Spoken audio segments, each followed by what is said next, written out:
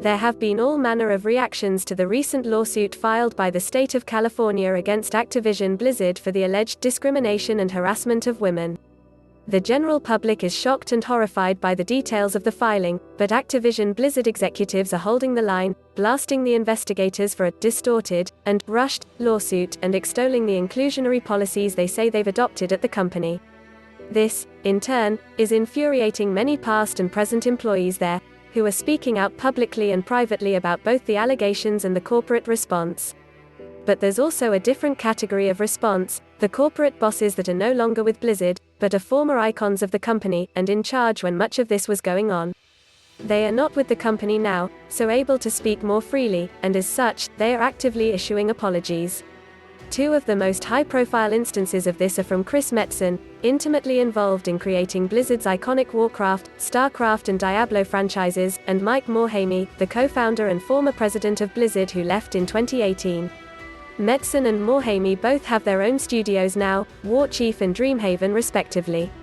Both issued apologies on Twitter this week which struck similar tones.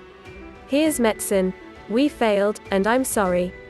To all of you at Blizzard, those of you I know and those of you whom I've never met, I offer you my very deepest apologies for the part one played in a culture that fostered harassment, inequality and indifference. I realize that these are just words, but I wanted to acknowledge the women who had awful experiences. I hear you, I believe you, and I am so sorry to have let you down. I want to hear your stories, if you are willing to share them. As a leader in our industry, I can and will use my influence to help drive positive change and to combat misogyny, discrimination, and harassment wherever I can." Reaction to these apologies have been mixed. While many, including former or current Blizzard employees, appreciate the sentiment which goes well beyond what current Activision Blizzard leadership is saying, there's an ongoing question of how much each man knew about the culture at the company, and what they ignored or were genuinely unaware of at the time. It's not clear what role each might have to play in California's lawsuit, as it stands to reason they could be called to appear to talk about their time there, as the scope of the investigation certainly covers their tenures.